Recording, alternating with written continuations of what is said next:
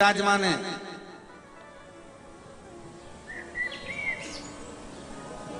जो अंगूठी में पुखराज नहीं पहन सकते, जिनकी भाग्य रेखा उल्टी चल रही हो, बृहस्पति चमक ही नहीं रहा हो, जिस काम में हाथ डालते हैं वो काम पूरा ही नहीं होता हो, तो एक बार काशी जाना, बृहस्पतिश्वर महादेव का स्पर्श करना, उनका अभिषेक पूजन करना और उनका स्पर्श कर कर एक बेलपत्र ब्राह्मण देवता से मांग कर लेकर आ जाना कि इन बृहस्पतिश्वर महादेव से मुझे एक बेलपत्र दे दो। तुम्हें पुखराज पहना कि नहीं पहना, हीरा रतन माणिक पहना कि नहीं पहना, वो बेलपत्र इतना चमत्कार कर देगी कि जिंदगी में कभी संपदा की कमी आएगी ही नहीं। अगर बृहस्पति नहीं चमके तो बृहस्पतिश्वर महादेव जहां पर बैठकर बृहस्पति भगवान ने शंकर भगवान की आराधना करी है, रोज गंगा जल जाना, गंगा जल लेकर आना, शिव जी की आराधना करना, एक शिवलिंग का निर्माण करा, उसकी आराधना में बृहस्पति भगवान डूब गए, उसकी आराधना में बृहस्पति महाराज निरंतर लगे रहे और इतनी आराधना बृहस्पति महाराज ने करी, इतनी आराधना करी बृहस्पति महाराज ने कि शंकर भगवान सामने प्रकट हो गए। मांगो बृहस्पति, तुमको क्या चाहिए? कुछ नहीं, केवल आपका भजन। नाम रख दिया, तुम्हारा नाम बृहस्पति रहेगा। बृहस्पति भगवान का एक नाम बृहस्पति भी रख दिया और तुम साधारण नहीं रहोगे। तुमने मेरी आराधना करी है तो देवताओं के गुरु बनकर विराजमान होगे।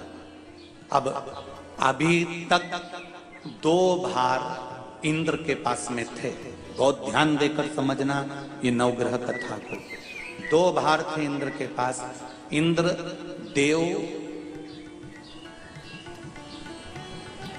देवताओं के गुरु भी बनकर बैठे थे,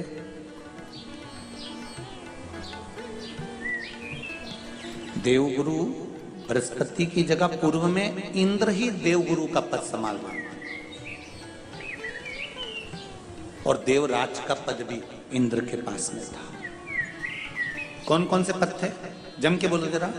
पहला पद देवराज इंद्र का, दूसरा पद देवगुरु, देवगुरु का पद भी इंद्र के पास में था और देवराज का पद भी इंद्र के पास में था। ये 2 पद जब होता है साधारण भाषा में आप ले लीजिए, किसी के पास में अध्यक्ष का पद भी है, किसी के पास में और कहीं का पद भी है, 2-3 पद उसके पास में विराजमान है, तो उसके पास में 2-3 पद अगर विराजमान है तो फिर उससे अगर एक पद ले लिया जाता है तो उसको अहंकार आ जाता है, उसको गुस्सा आ जाता है कि बताओ अभी तक तो मुझे पूछा जा रहा था, अब तुम तो वो पद पे भी जान दो। जैसे तुम किसी कुर्सी पर बैठे हो, कथा सुन रहे हो और इतने में कोई रिश्तेदार बाहेती जी का आ गया और तुम बढ़िया आराम से बैठे थे और बैठे बैठे इतने में बाहेती परिवार से कोई आया और उसने तुमको उठाया, प्लीज थोड़ा सा, और तुम्हें उठाकर दूसरी जगह बिठा दिया और उन्होंने अपने वाले को कुर्सी पर बिठा दिया। अब बोलो, जो उठा, जिसको उठाया था उसका भगोने जैसा मुंडा हुआ कि नहीं हुआ? अरे बोलो तो। अपन दूर कथा नहीं जाते, कथा अपन अपने ऊपर लेके चलो कि अपन कैसे समझे इस कथा को। बहुत अगर गहन तत्व की कथा सुनेंगे तो समझ में आएगी नहीं। यहाँ से सुनी, यहाँ से निकाल दी, बच्ची कुची दी, ऊपर से निकल गई और मालूम पड़े थोड़ी देर बाद माताएं कुर्सी पे बैठी बैठी। अब फिर तो अपन तो अपने पर लेकर चलो ना कि जैसे कोई आप कुर्सी पर बैठ गए और इतने में इनके रिश्तेदार कोई आए और आने पर उन्होंने कह दिया तुम यहाँ से उठो, दूसरी जगह जाके बैठो। इतने में तुमको बुरा लग गया, बुरा लगा, मुंह भगोने जैसा हो गया, गुस्सा आ गया। उसी तरह इंद्र के पास में 2 सत्ता थी, एक देवराज इंद्र थे और दूसरे गुरु का पद भी इंद्र के पास में था। देवताओं के गुरु बनकर इंद्र घूम रहे थे, पर अब उल्टा हो गया। शंकर भगवान ने बृहस्पति महाराज को देवगुरु बना दिया। देव का मुंह, अरे बोलो तो तुम, भगोने सा हो गया, कुर्सी उतरी कि मुंह भगोड़ा, भगोने जैसा हो गया तो गुस्सा तो गुस्सा। इतने में इंद्र ने, बृहस्पति महाराज देवगुरु बन गए, इंद्र सिंहासन पर बैठे थे, अप्सराओं का नृत्य देख रहे थे। वहीं से देवगुरु बृहस्पति का आगमन हुआ। बृहस्पति महाराज जैसे ही आए तो इंद्र तो सिंहासन पर बैठकर पूरा अप्सराओं का नृत्य देख रहे थे। उनको देवगुरु बृहस्पति से मतलब ही नहीं था।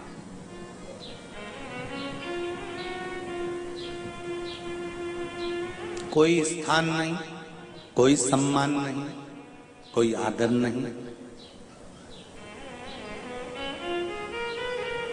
कोई आदर नहीं। जिसको घर के बड़े बुजुर्ग सम्मान देते हैं, घर के बच्चों का भी फर्ज है कि उसका सम्मान बच्चे करें। सही है कि गलत है? घर के बुजुर्ग उसको सम्मान दे रहे हैं ना, घर के बड़े उसका सम्मान कर रहे हैं ना, तो घर के बच्चे कहते हैं नहीं, वो तो हमारे लिए गलत सोचता है, हमेशा हमारे लिए अपशब्द बोलता है, हमेशा आड़ा टेढ़ा बोलता है। तो घर के बुजुर्ग कहते हैं तुम्हें क्या करना है, जब हम सम्मान दे रहे हैं तो तुम भी दो, हम आदर कर रहे हैं तो तुम भी करो।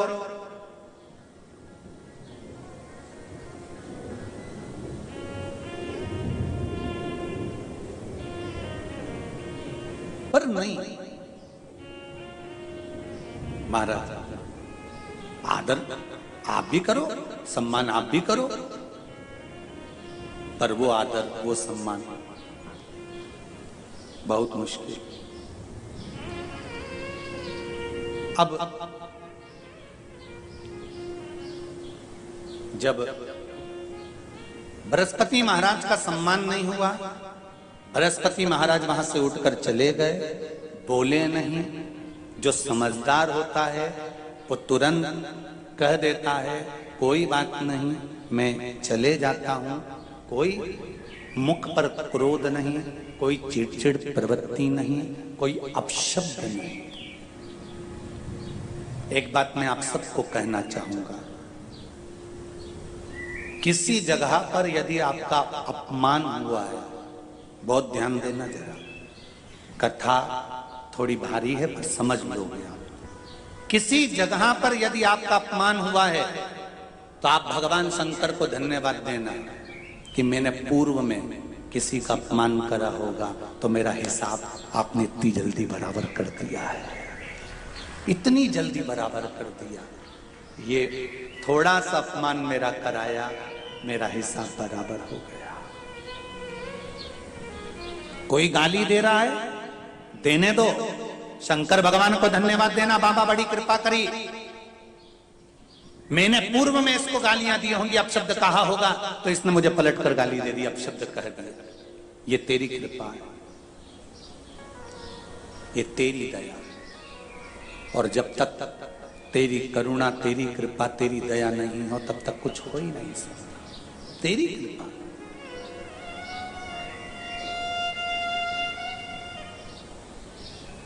भगवान से कहो हे देवाधिदेव महादेव, मैं ये नहीं कहता कि मुझे रोने मत देना,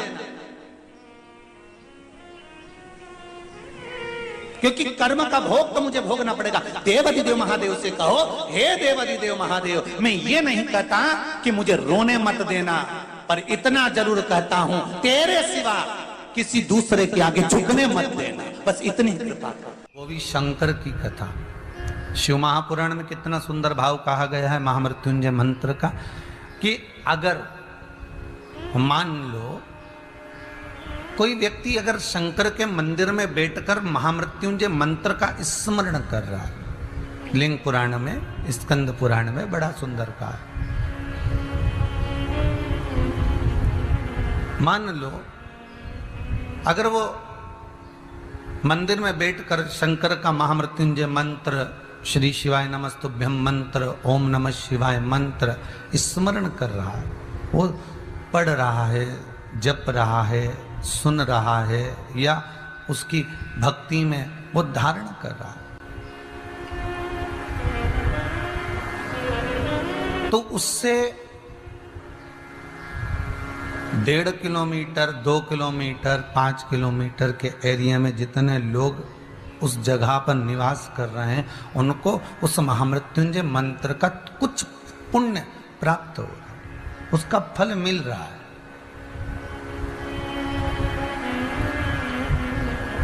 ये उसी तरह